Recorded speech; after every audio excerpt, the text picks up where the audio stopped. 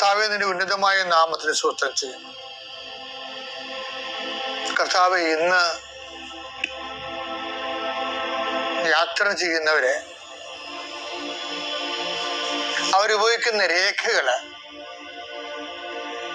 ഓരോ രേഖകളെയും ഞാൻ കർത്താവിന് സമർപ്പിക്കുന്നു.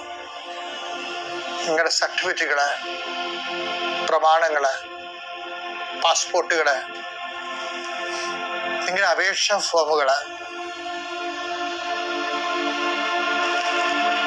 നിങ്ങളുടെ ബാങ്ക് രേഖകള് കർത്താവ് സ്പർശിക്കട്ടെ. ഇതുമായി കടന്നു പോകുന്നത് ഇതൊന്നും നഷ്ടപ്പെടാതിരിക്കാൻ കർത്താവിന്റെ വിശുദ്ധ മുദ്ര വെക്കട്ടെ. അത് ആർക്ക് കൊടുക്കുമ്പോഴും കൊടുക്കുന്ന സ്വീകരിക്കുന്നതിന് പരിശുദ്ധാത്മ നിറയുകയും നിനക്ക് ദൈവഹിതമാണെങ്കിൽ നിനക്ക് അനുകൂലമായ തീരുമാനം എടുത്തുകൊണ്ട് നിന്നെ സന്ധിക്കാൻ ഇടവരുത്തിട്ട് പ്രാർത്ഥിക്കുന്നു. മത്സ്യത്തൊഴിലാളികളുടെ അവരുടെ ജീവിത മേഖലകളിലെ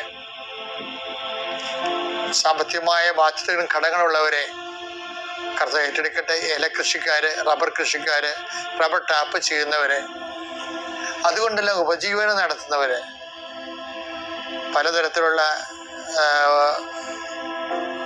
ഉൽപ്പന്നങ്ങള്, കാർഷിക ഉൽപ്പന്നങ്ങള് വിറ്റുമാറാതിരിക്കുന്നവര്,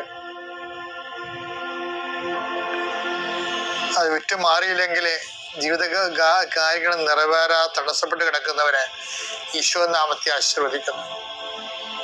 വിറ്റുമാറാനുള്ള സാധനങ്ങൾ, വള്ളങ്ങളുണ്ടാകും, വലകളുണ്ടാകും, വീടുണ്ടാകും, സ്ഥലമുണ്ടാകും, ഇങ്ങനെയെല്ലാം അതെല്ലാം പെൻഡിങ്ങിൽ കിടക്കുന്ന കാരണം എൻ്റെ കടങ്ങളുടെ പലിശകൾ കൂടുന്നവരുണ്ട്.